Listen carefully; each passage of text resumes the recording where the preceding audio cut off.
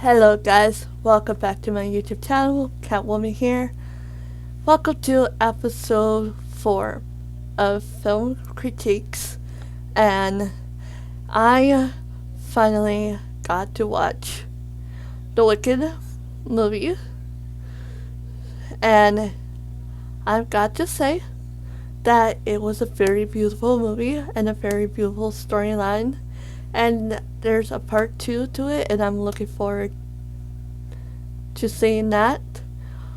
And you guys might wonder why I did not watch it right away when it came out.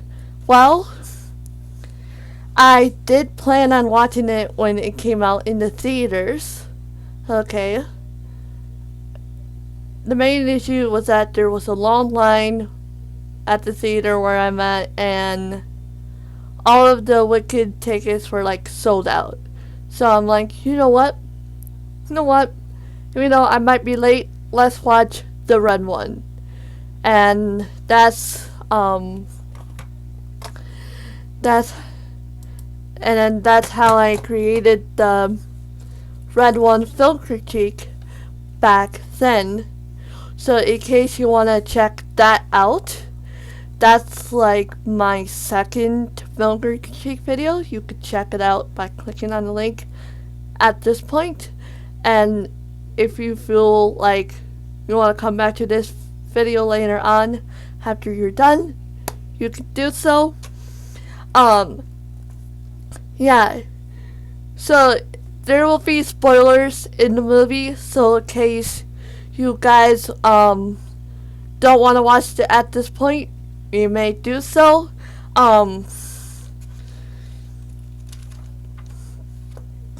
So yeah, this movie I'm about to talk about will depict prejudice against a person that might be different from others.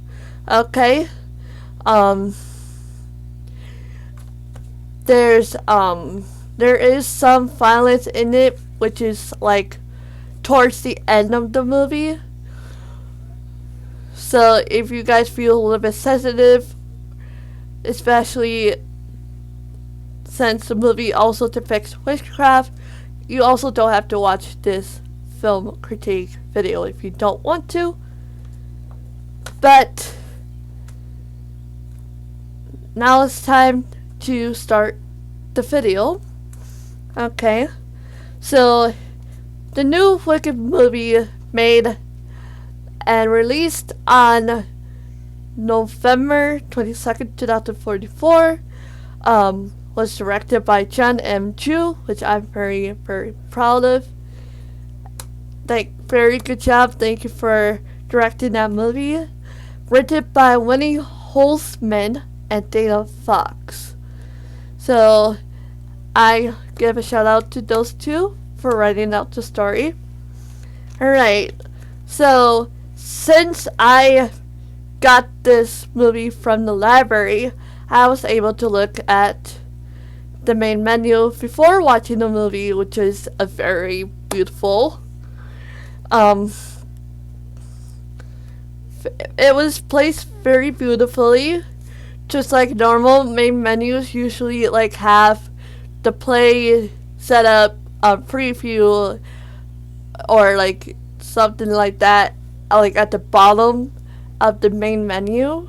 And then in this one though, you have of course beautiful Ariana and Cynthia as Elphaba and Glinda, okay, posing in front and towards the middle, of the main menu. And then there's like a pink castle on the right with some pink area, and then a green Emerald City castle on the left. And then there's trees kind of like mid-section way through to like fit in with the main menu. And I think there was like a wheat field behind them. But very beautiful job. Awesome. Okay, so this movie started out with like dim lighting, and the camera focused first on the blue feather. Okay. And then it goes to like a poster of the Wicked Witch of the West, aka Elphaba. And then it goes like gradually turning towards Elphaba's hat, which was sitting in front of a round window. And it's like a stained glass type of window. And then monkeys appeared from behind the camera to the front and smashes through the glass, which I think was a very creative start of it. Okay, so yes, monkeys with wings, because later on I'll explain what happened later on. Alright. And then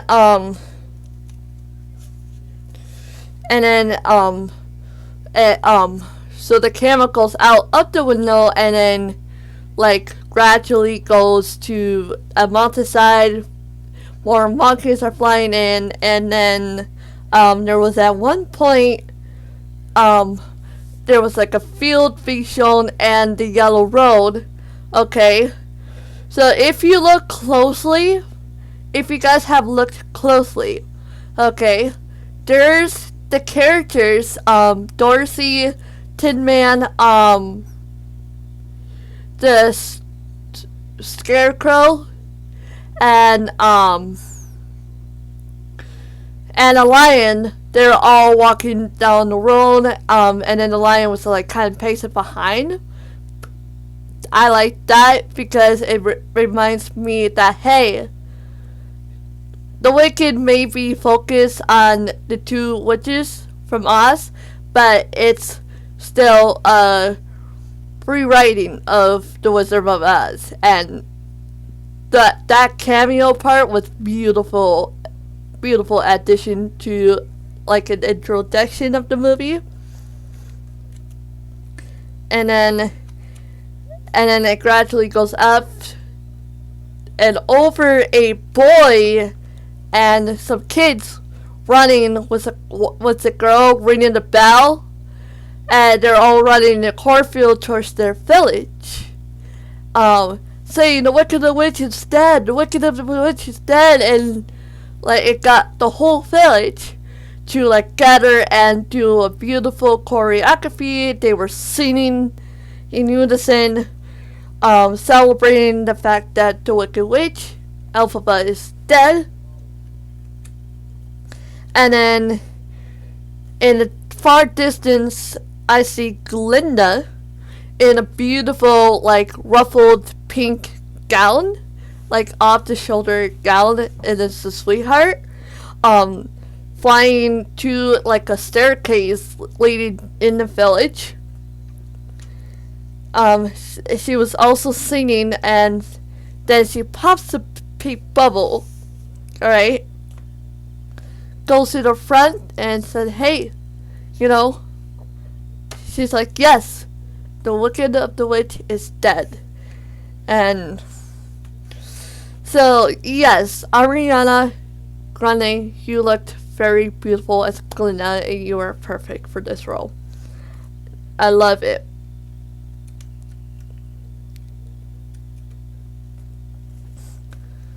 And, yeah. Then, Glinda, so after they sang a dance, there was at one point where Glinda, burns the witch. And then as soon as she goes back up, she was about to leave, and then there's a girl that asked her if she was her friend, and then that's when Glinda had to tell the story of how they met and how they became friends at Ushi's University, which is when this story officially began. So yeah, Elphaba's dad goes and meets with his wife, Elphaba's mom, who helps him in his jacket, and he hurries off to a very important meeting. And then after he left, she apparently snuck in another man, and so she gets him in the house, and they both were dancing, and then they were drinking a potion out of a green bottle, which caused poor Elphaba, to give birth and was born green. So yes, it was all the mother's fault, not Elphaba's. Okay, and that whole entire situation was what caused Elphaba to be misunderstood by the people in the first place, and was cursed out by society, which I'll talk about later.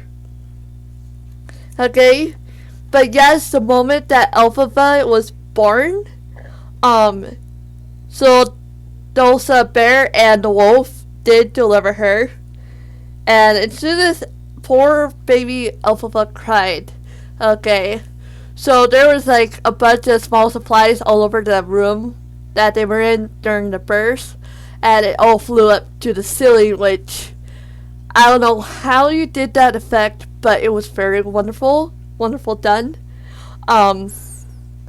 Her poor father's like, hey, take her out, please. And that's when Dosa Bear, her nanny, had to adopt her. And Dosa Bear knew that Elphaba was going to be very misunderstood in the future, and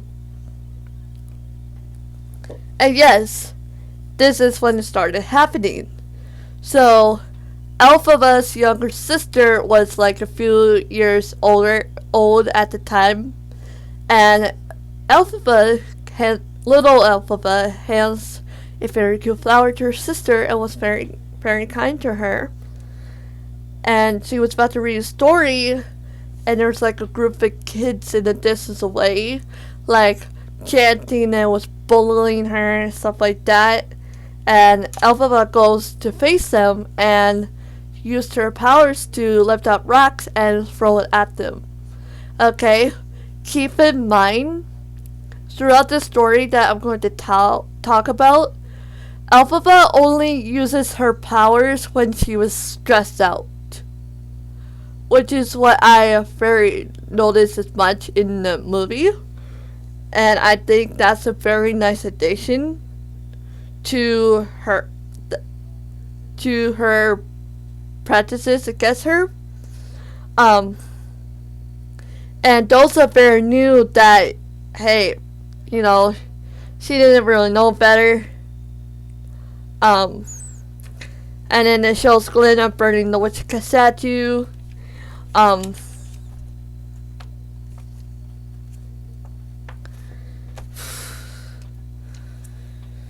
So, and then Glinda goes to tell her story, and that's like part of it.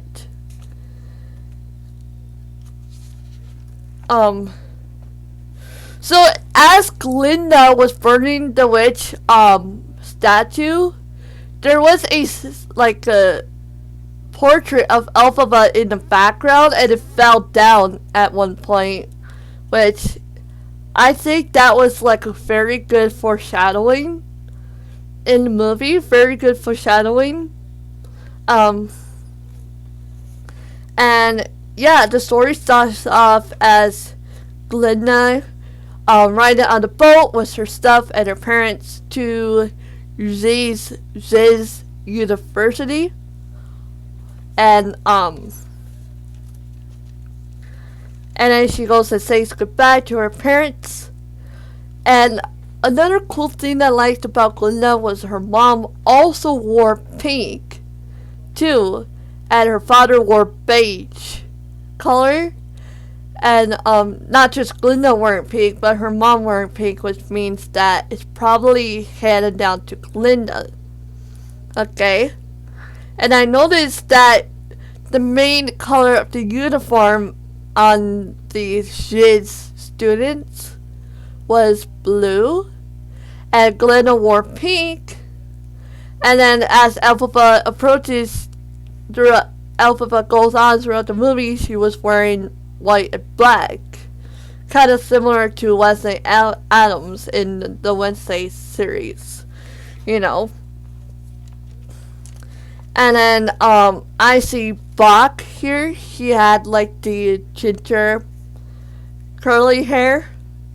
And then that's when Elphaba finally approaches school.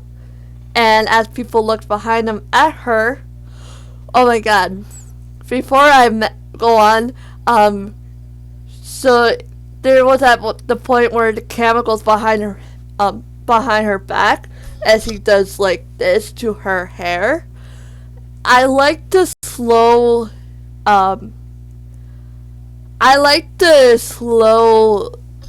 effect to it, you know, the slow speed effect to it. And then, so as she approaches, people were like scurrying away from her, feeling horrified about her having green hair. And then, like, Glinda was in her own moment of popularity. And then, she turned around to see Elphaba and jumped. She was genuinely scared. I felt that emotion right there. And that's when Elphaba and Glinda finally met together for the first time on the first day of school. And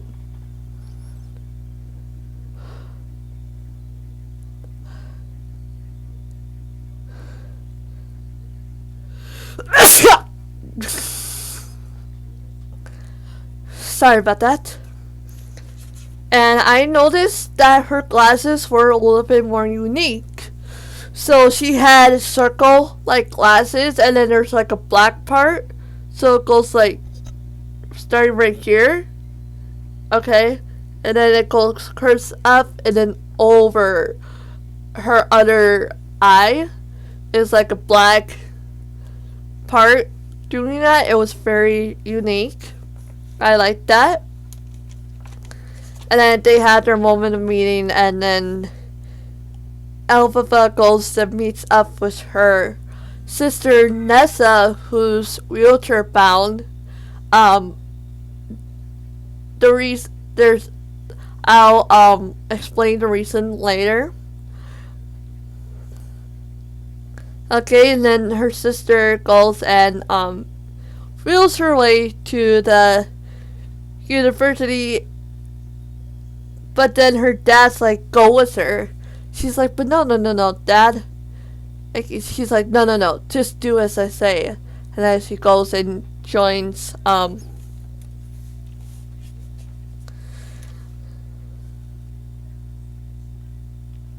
then as Elphaba was like approaching the, it's like a meeting room for students and the staff. And then there was at one point the camera was focused on hummingbirds ringing bells, which I thought was very adorable. And then there was like a female staff member and a male staff member, and they were like honoring like the teachers there. And then that's when the headmistress, Madame Morrible, gets introduced, and she welcomes the students to Shiz University. Like, very gorgeous Asian actress. Melissa, I love the fact that you like your costumes kept your costumes to your like Asian culture. And I realized that throughout your career that you kept to your culture, and you like brought your culture through clothing to the world. And I feel like that's a beautiful addition to, you know, other movies too. Like, you looked beautiful in all of your costumes, by the way. My favorite though has to be your purple one. your purple dress. Oh my god, you look beautiful. Okay. So she has like white hair and it's curled up, perfect. And then her first costume I saw was like a brown and golden and silver clothing, which is very cute. And then I as soon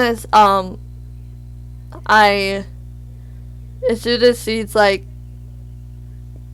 the kind of like pulls out the dormitory assignments from the scrolls or banners, I mean. So people were like hustling and bustling to their rooms, hanging out, and then Glinda goes to talk to headmistress about, applications for certain things. And then Elphaba goes and joins her sister. She's like, what the heck are you doing here? She's like, well, Dad told me to join you. And then the same female staff that was welcoming the students and announcing their dormitory assignments, she goes and meets up with Nessa and Elphaba. And then Nessa's like, hey, I can handle it because the staff was wanted to help her, but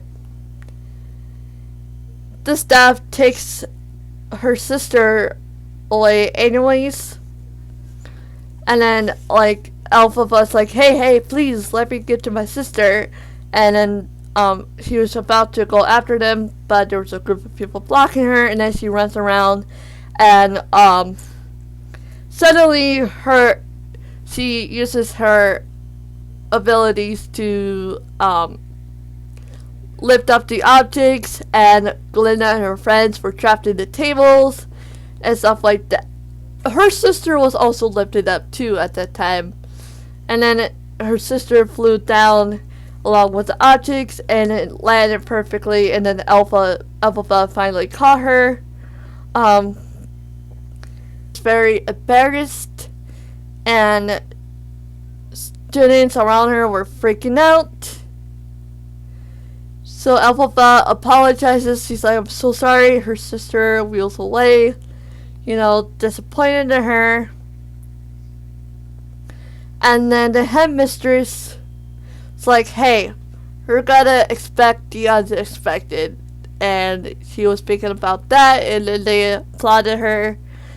And then the headmistress, Madame Morrible, goes to Elphaba. It's like, hey, you did amazing. I want to know how you did it.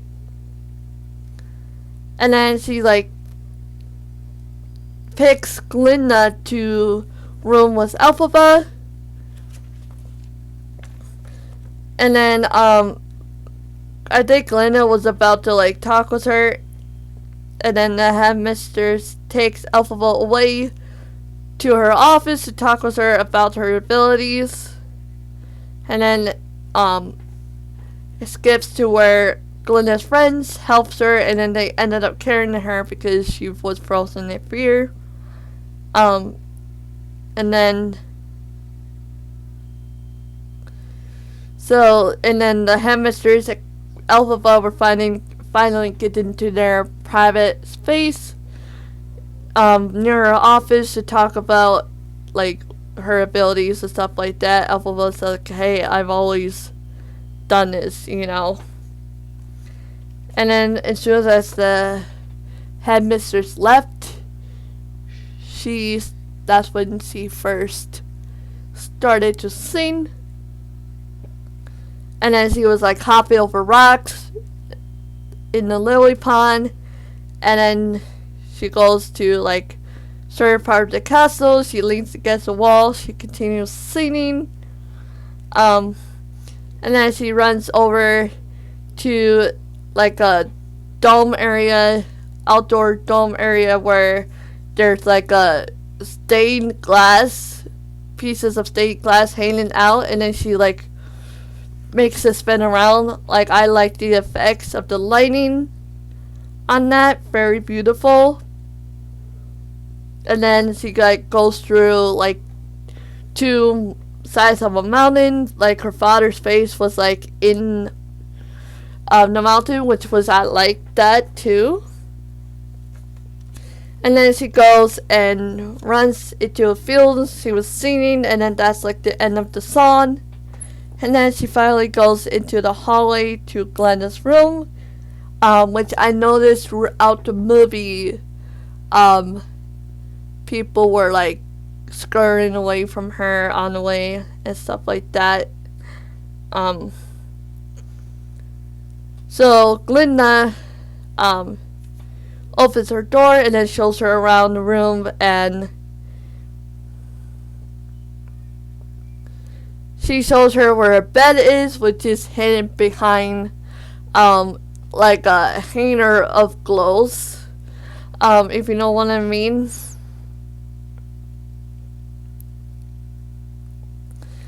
And this is a little bit funny, but Elphaba, at one point, Elphaba started to grab Glinda's stuff and put it towards Glinda's side so she could have her whole spot. And then she was about to close she closed her Glinda's suitcase, and then Glinda like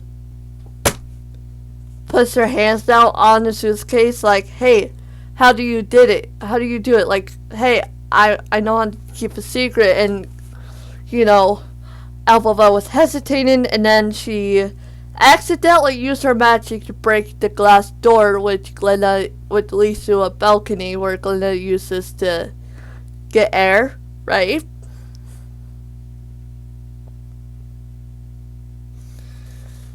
And then they're like, whoops, that happened.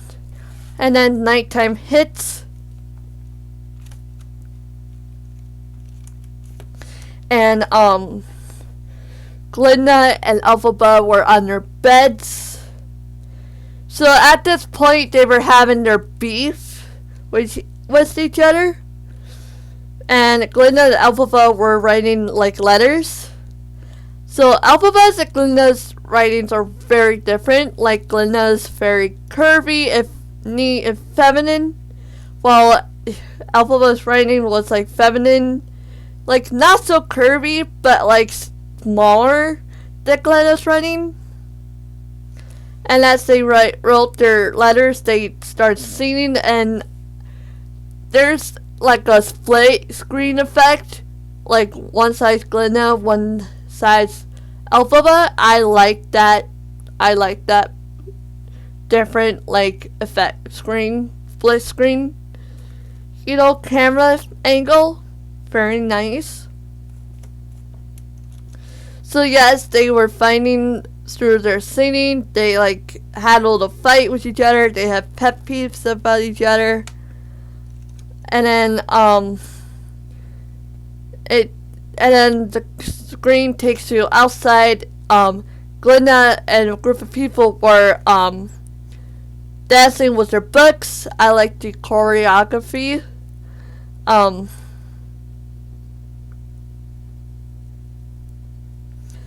then throughout, I was seeing them in the cafeteria, in their classes. They were all like harassing Elphaba. Elphaba and Glinda were like fighting with each other for like seats, stuff like that. And the synchronizations throughout the movie based on the choreographies was very beautiful. I loved it. And the best act ending to this song was with Elphaba scaring the crap out of Glinda upon entering the room. Very good. And then during the class with Dr. Goat, I'm going to say that for now because the professor was a goat. And the goat professor had a problem pronouncing Glinda's name. Glinda said that her name was Glinda at first, and the goat was like Glinda, like that. That was a very funny moment. And I like the fact that there were like machines in the classroom that fits for a goat professor.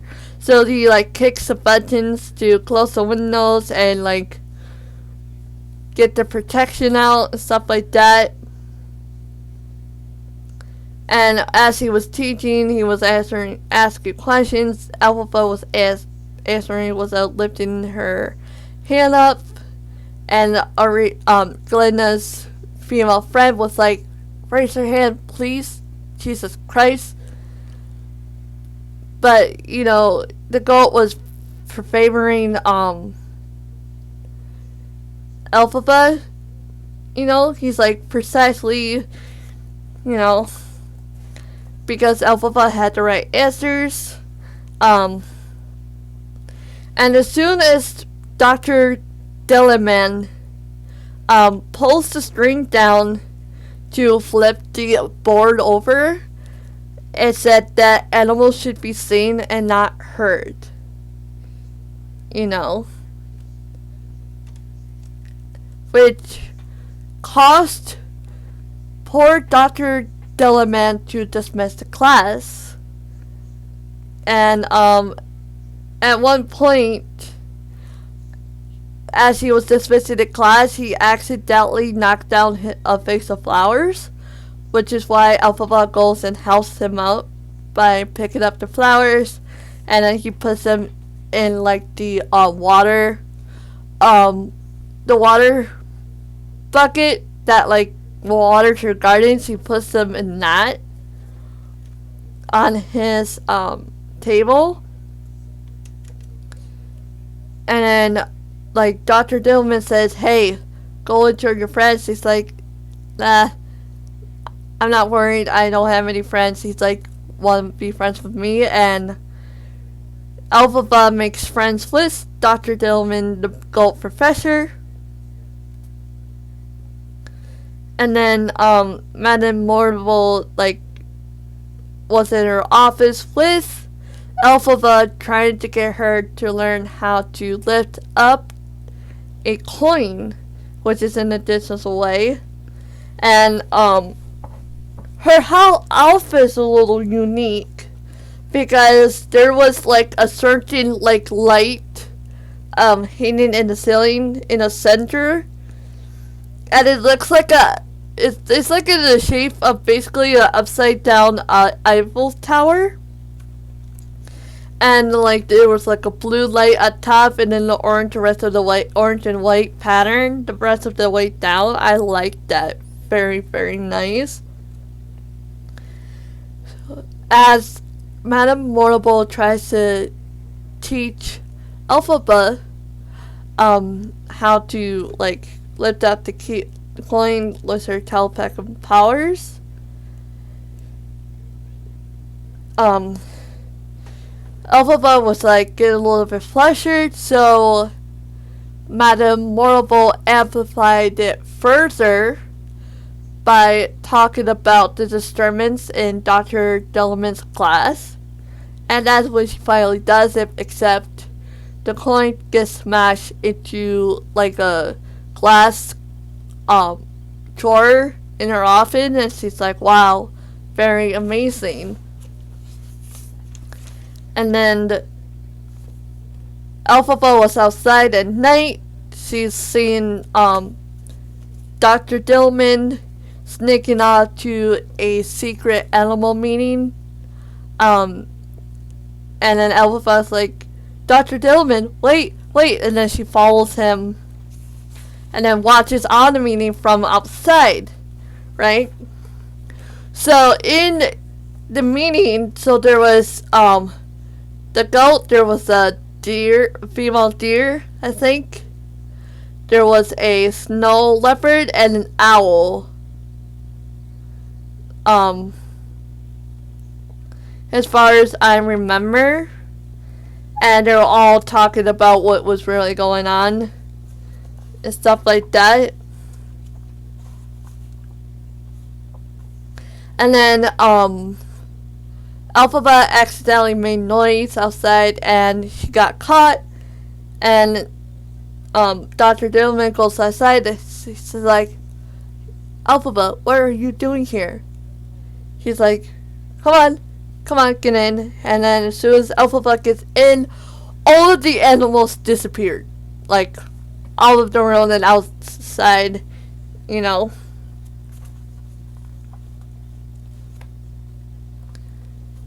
And then they were like mentioning something bad very happening and stuff like that.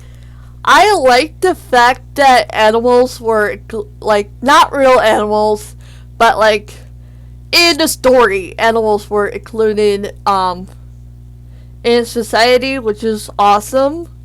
And then as soon as Elphaba was walking back home, though, she ends up bumping into Prince Fiero riding his horse, which is blue, and I like, my favorite color is blue, so I like that feature on the horse, and the horse was also talking too.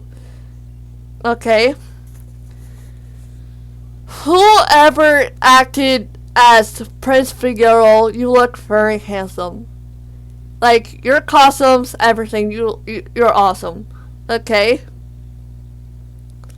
And then next day, Fiero enters Zid's university to join. And then Glinda goes and meets up with Prince Fiero because she was having a crush on him for a while. So as soon as Glinda started talking to him, he looks at her and forgot what he was doing. And then they had their small talk, and Glinda's like, hey, I can show you around. And he goes and follows her to the library, which is when the next song took place in.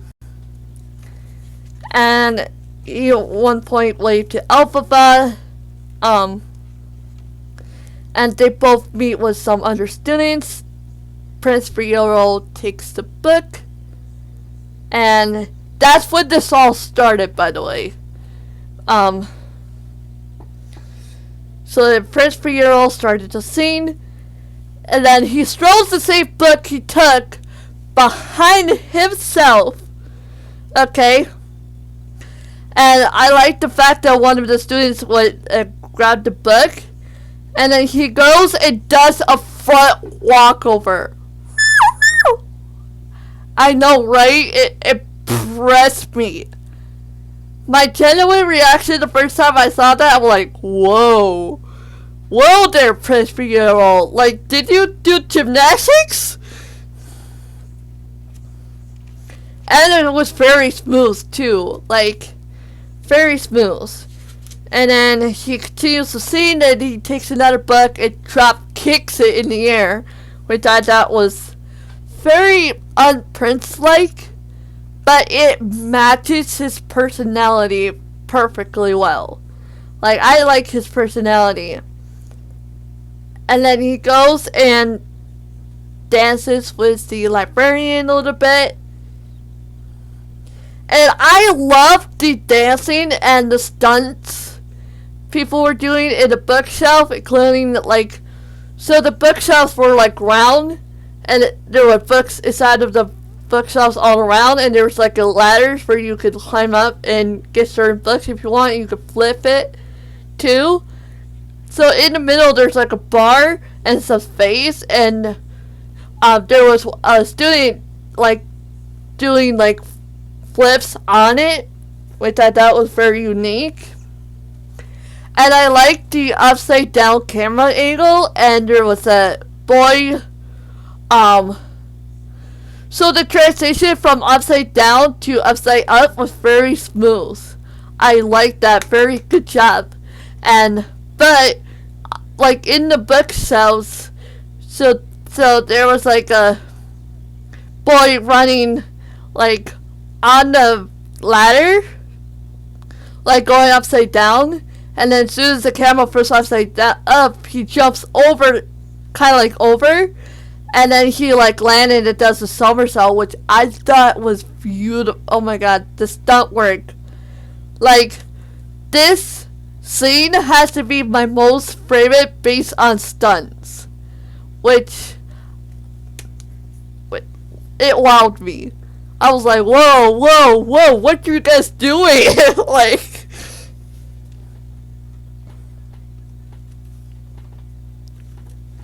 and then after it was done, Bob goes to Glinda and asks her out to the dance. And then, Glinda is like, maybe you should go out with, Elphaba's younger sister, which is, Nessa. And he goes and asks her out, and, well, Nessa, of course, accepts it. Okay, and she goes and tells Elphaba that, hey, there's this really cute ginger hair guy asking me out. By the way, the actress of Nessa, you looked very beautiful in your movies and throughout, and I loved it. And I loved the fact that the whole cast also included someone who was wheelchair bound, and I liked the wheelchair design on the wheelchair too. Chef's kiss, very nice. Like, very, very nice to include diversity in the movie. Like, very nice. Awesome. Okay. And then that's when I saw the cutest dress I've ever seen put at Glinda. So it's like a orange, white, pink, and orange. Pink and pink. Okay, so orange, white, pink, and yellow. Okay, and it was like off the shoulder. There was like a ruffle design at top and a ruffle design at the bottom. Like, ooh, Glinda. Like, and then she has like a ponytail design. Ponytail on too. That was like my favorite dress. Very cute and very feisty. And I like the fact that her female friend also matched with her too by wearing the same colored dress, even though her dress is different than Glinda's, you know? And I liked her male friend's suit outfit too. He looks very unique. And, you know, everyone was very stylish that night. Okay, and that's when I got to the dance scene. And yes, there was dancing, there was singing. Everyone was sneaking on the boat, free to the boat. Prince Figaro puts the flower in Glinda's hair. Bach chases down Nessa while she was in her wheelchair. They were clearly having fun. So I noticed the dance was inside of like a cave. And there was like fishes swarming like in the ceiling above. I liked that part. You know, and there was like lighting going to the side. It's like a disco. Very nice. Animals were playing instruments, including a flying spider squirrel. I don't know what that's. A flying squirrel. Very like black and white flying squirrel playing the drums, which I thought was stinking adorable. Oh my god, it was so cute. And as they were dancing, so Figaro and Glinda were like in the distance, and Bach and Nessa were like close to each other. The camera focused on them more, and sometimes at Glinda and Figaro in the distance. And so they were like, you know, talk about what they liked about each other. And then I finally saw Prince Figaro and Glinda kiss each other for the first time. which got me very excited. Like, oh my god, they're dating. I'm so happy for them. Like, that's how I felt. Alright.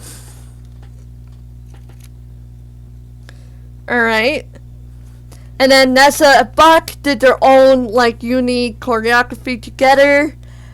Very nice. And then, Glinda and Fiyero went to hang out, and then, Madame Morrible, asked Fiyero if she could talk to her, and then, she gives Glinda a training wand because, she doesn't want to lose Elphaba for some odd reason. And then Elphaba finally arrives in a beautiful black dress, goes to the dance floor, you know. And then that's when the audience basically stopped. And then Elphaba does her own, like, unique dance routine. And then the audience basically mimics her, makes fun of her. Her hat fell down, she goes puts it back on. And as she was dancing, Glinda and the prince were, like, kind of, like, talking with each other. Glinda was kind of hesitating, and then she goes and joins her. And then they did their own dance routine. And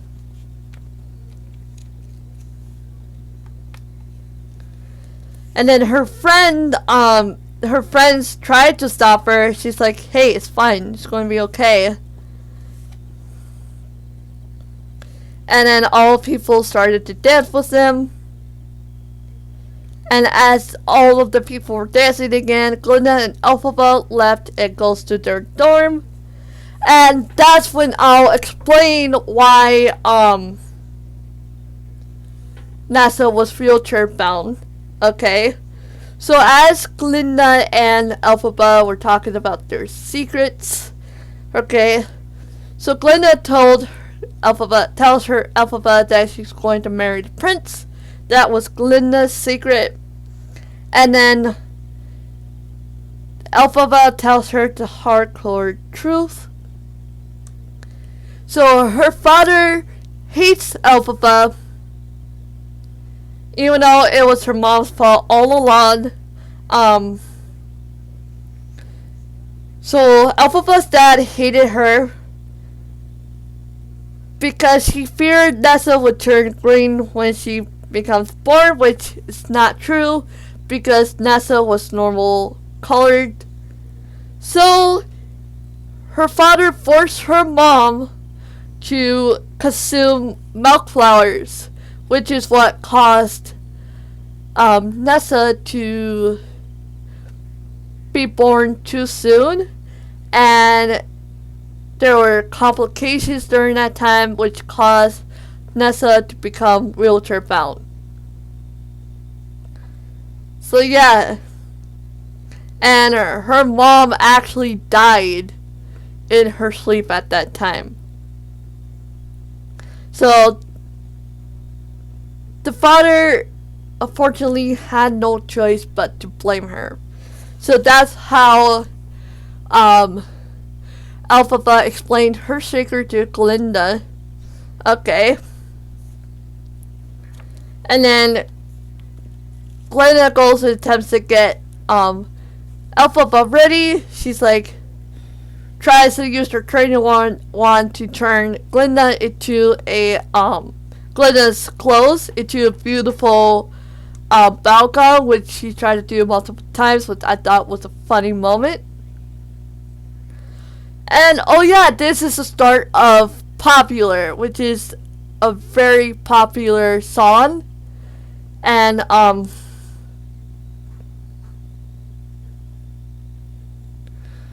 so I realized there's a part that was actually part of a trend I saw a while ago.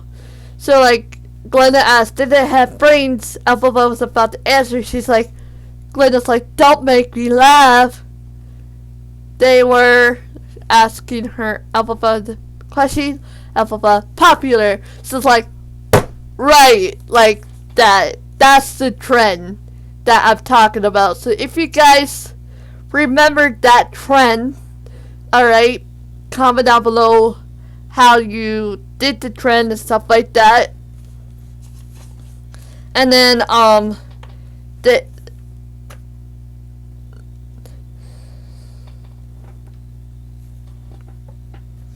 and then, as Glinda was like, la la la la, the first time, Elphaba was laying on her bed and she was like on her back on the floor, kicking her feet and going around. I like that part. There was another point of the song where Glinda goes outside. It goes on the railing of the balcony, and then I heard the people's reaction to Glinda, and then Elphaba like gets her back down into the room, and then Elphaba goes and leaves, and then Glinda like finishes her song with but you're not popular. You're not going to be as popular as me, which tells me that Glinda still has a little bit of jealous beef around Elphaba. And then all of them attended Dr. Dillman's class for the last day. Elphaba brought some flowers with. Dr. Dillman announces the fact that today was his last day. And that's when the guards barges in and takes the poor gold professor. Elphaba tries to stand up for him, but they push her back, and then Dr. Dillman got replaced with the human professor who starts teaching and then reveals a lion cub in a cage, and Elphaba kind of had a little argument with the professor, and then as soon as she slams her hand down, the flowers basically floated up, and there was like a dust going around and caused people, including Glinda, to fall asleep. You know? And then there was at one point where Madame Morrible, it was at this time when Madame Morrible goes and writes the letter to the Wizard of Oz, who lives in Emerald City, by the way.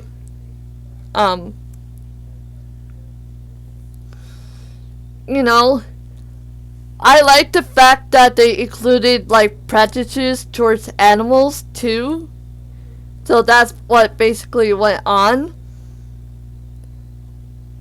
And then Prince Figaro, it's like, what the heck did you do? And then he takes the cub and goes on a bike ride with Elphaba to the forest.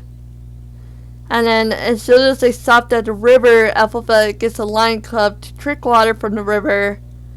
And then while they were there, everyone wakes up. And then Prince Figaro announces that he was leaving, takes the lion cub, and then goes and saves it. And that's when Elphaba goes and sings, I'm Not That Girl, I think. You know, because she also had a little crush on Prince Figaro, and she knows that, you know, Glinda loves him, so that's kind of like her time to let him go. You know, I like the forest area she was in, like purple, pink flowers. Very nice. And then, this is when, Elphaba got invited to see the Wizard of Oz in Emerald City. You know, as Elphaba was reading the invitation letter, people were laughing at her and stuff like that, and then the weather changes to rain, and that's when Madame Morrible It's like that's why my specialty is weather. And then she like commands the rain with her hand, like go away, and then it was sunny again, and all people were clapping. And yay, and that's when, and then the next scene, the green train goes and arrives at She's University.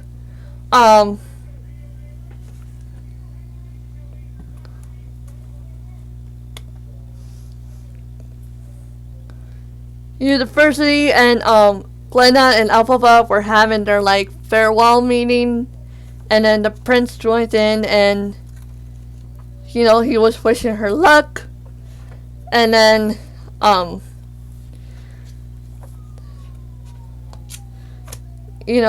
was at one point Glinda goes and announces that instead of Glinda, to stand up for the animals, sparing and saying their practices. She say instead of Glinda, she say simply Glinda, and then all of them were like clapping for her, stuff like that.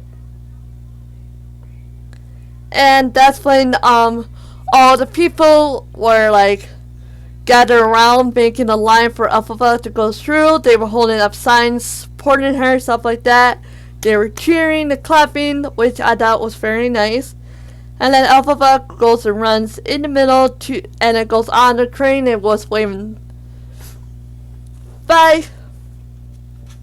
And then Glinda, Glinda and Elphaba were about to have their farewell, and then Elphaba decided to invite Glinda to join with her to Emerald City because she doesn't want to be alone. Okay. And she's like, what? She's like, come on, Glinda. And then she like, Glinda tries to run, and then eventually Elphaba finally gets Glinda on the train. I like the green train as a teleportation method the most. It was like a unique train. And then they all like go, as soon as Glinda was on there, they all go to Emerald City. They finally arrived, and throughout their journey to the Wizard of Oz castle, they see people dancing. They joined in, and the town was like more nicer because it included everyone, no matter what type they are, no matter what skin color, no matter what hair color, no matter what height. Everyone was there. Everyone was having fun. Everyone was dancing. Like, diversity is everywhere and very beautiful. And then they go and like see like a play at the theater. Like, the two actresses like that was like part of the theater part of the movie. Okay, the actress with the blonde hair and the purple dress, and the actress with brown hair and orange dress. Your costumes are very beautiful. Like, I love it.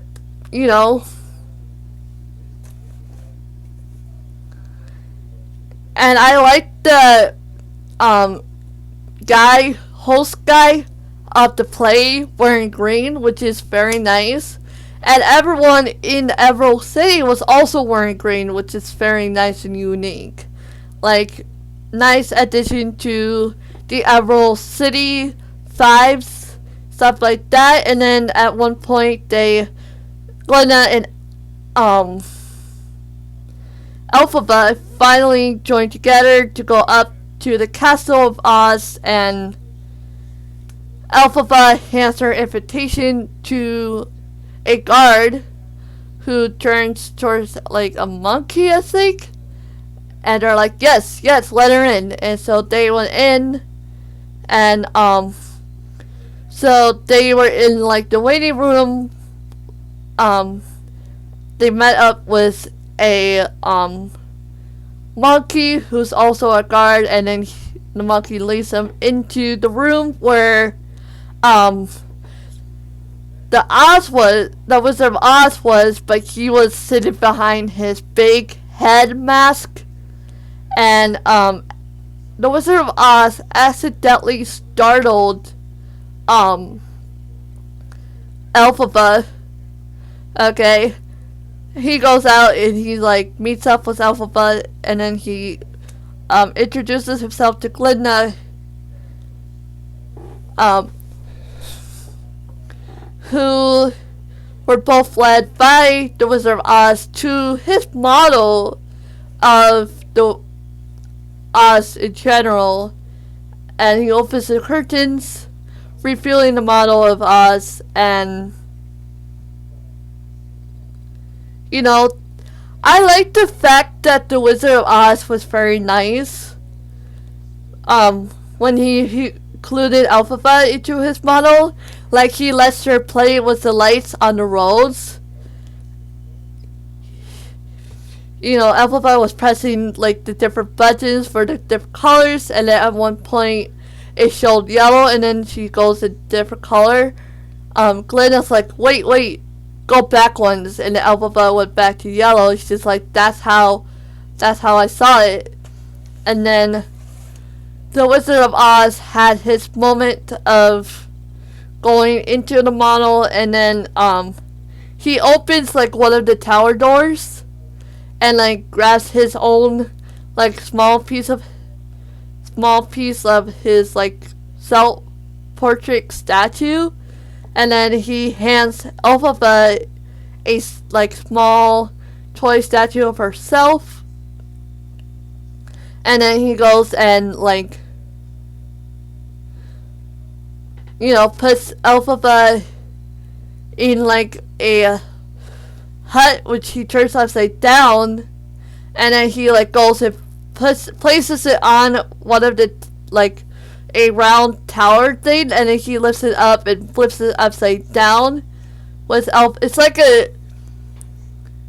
he makes like Elphaba floating in like a hot air balloon, and then he goes behind the second set of curtains and hangs it up, and then he like gets it to fly away, and then he like dances with the moon as he's saying,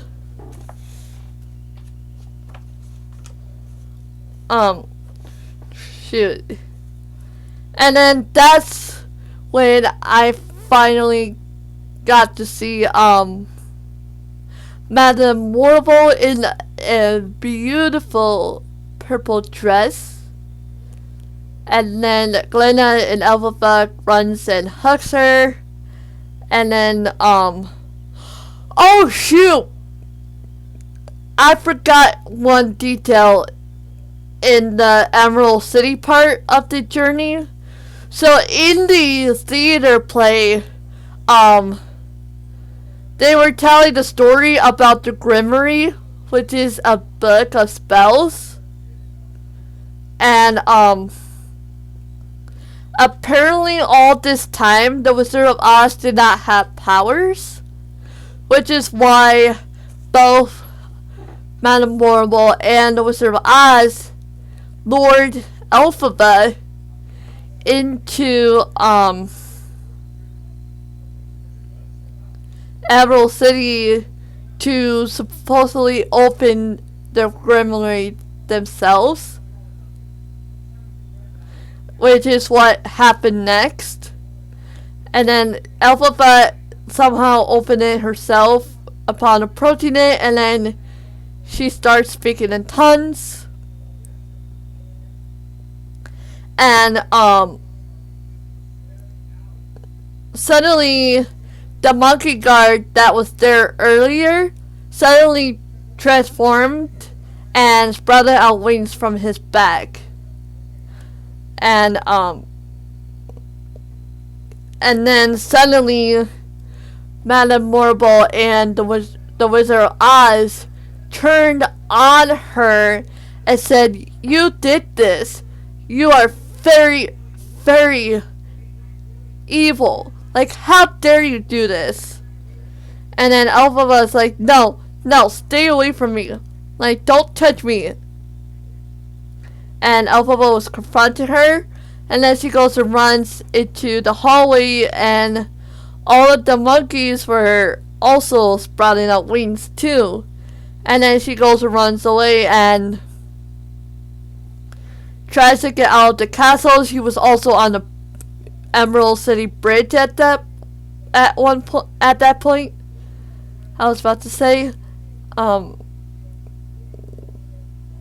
then Madame Morrible goes to like an intercom area and announces to all of Emerald City saying, "We have a fugitive. She's evil.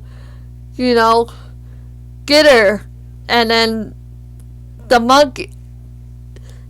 monkeys was also summoned by her to go get Elphaba. And Glinda tried to go after Elphaba to try to talk to them, you know. And then they ran all the way across the bridge to a room where the actual hot air balloon was in, which is the same hot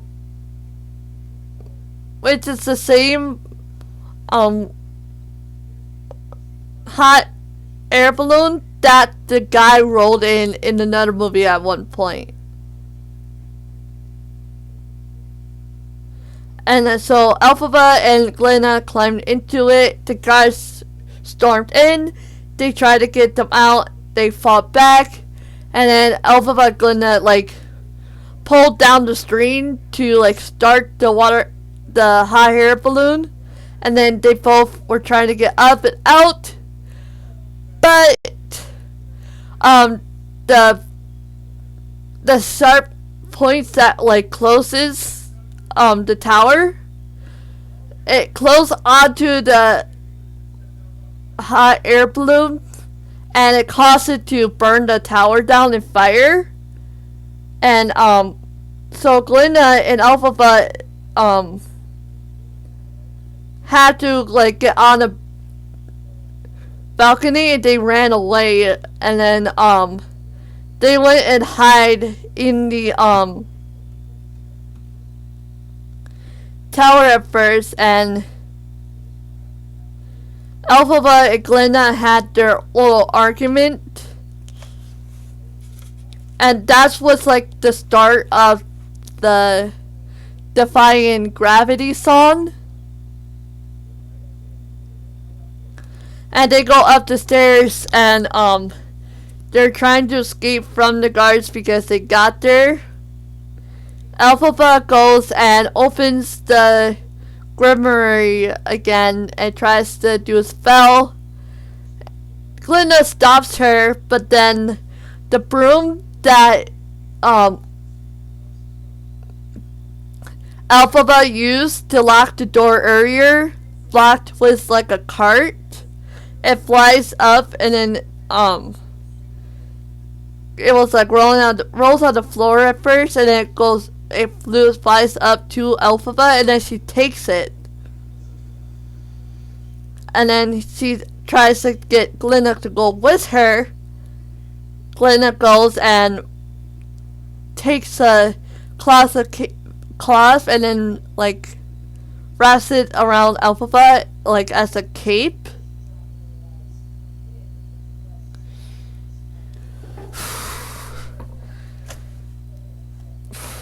And then the guards comes in and was chasing her around. Okay. Elphaba tries to go on the balcony, the guards goes out, and then she runs inside the tower again, and then she floats up to the other side and accidentally smashed through a window. And she was falling down. Well, as she was falling down, she was looking at her reflection in the tower, which is of a girl, and then she like points at the broom. She's like, "Oh, take a broom," and then as soon as she was almost there, she took the broom and then finally flew up in the sky for the first time. And as she was singing,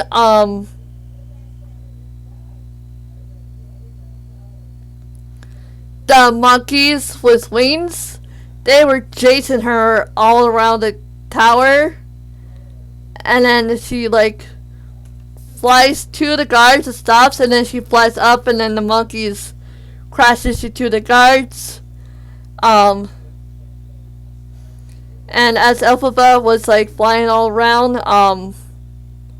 Madame Morrible goes and hugs Glinda, who knew what she did all along.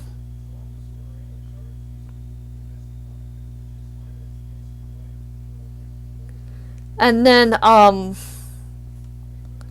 Elphaba goes and flies away at one point, then she comes back.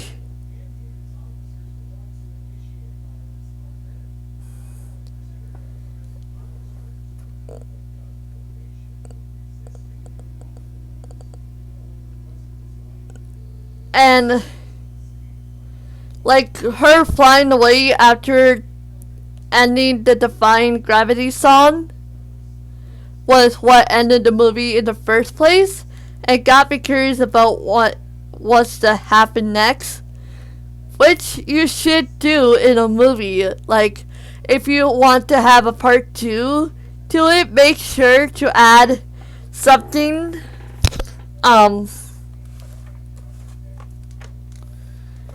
make sure to make it more curious to the people, which is what The Wicked did, and I think it was awesome. Like, very nice and lovely. And yeah, that's the ending of all the movie. I cannot wait to see part 2. I'm very excited. I'm looking forward to it. Everyone, you better put your hard work into it, and you better do great in part 2 of the Wicked movie. I'm looking forward to it. Okay, so my thoughts and conclusions. Okay. As someone who loves stories, okay, I felt the story aspect to the musical. Okay.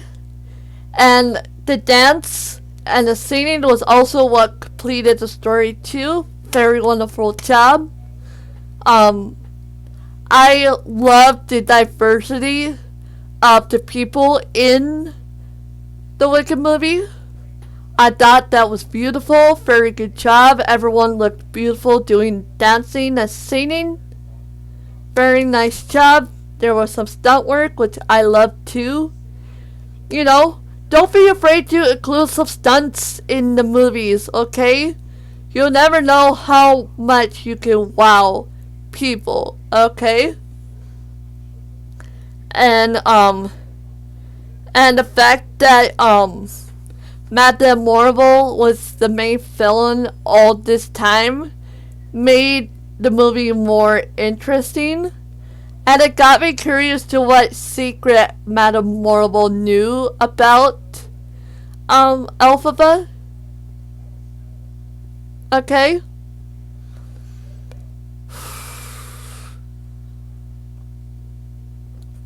You know, yes, there was lots of greens and there was lots of pinks, you know.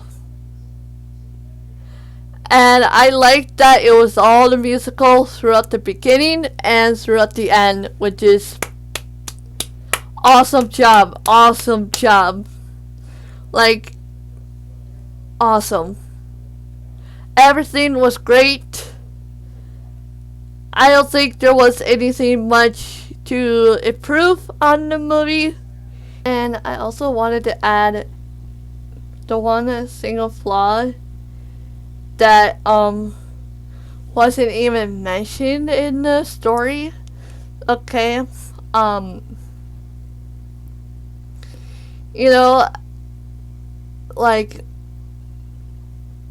if I was the director, I would make it sure that it's not just Elphaba that's being bullied, because throughout the whole story, it seems like it's only like like as a human, no, but it's only Elphaba that's getting the most prejudice out of all of the other people. But sometimes it's okay to add a little bit of some prejudice to other people too, not just Elphaba, because yes, I get it, she's green, but sometimes, it's okay to have some people judging others too, because that's just how, in reality, that's how the world works, you know. You know, the story was perfected out perfectly. The choreography was very good. If you guys want me to do anything more on the Wicked, like drawings or some dances from the Wicked movie, please comment down below. I would love to make more videos about Wicked. Okay? And if you really enjoyed this video, please give it a thumbs up, like, share, and subscribe for more art and entertainment content. I'm looking forward to making more videos for you all. No matter what you are, you guys are always beautiful just the way you are. Okay? If you're not feeling good today, hope you feel better. Okay? But if you guys had a good day, I'm glad. And I hope all of your guys' days do get better. Okay? So, I'm gonna call this a day and leave you guys, let you guys do your own thing. I love you. God bless you. And I hope you have a good day. Bye!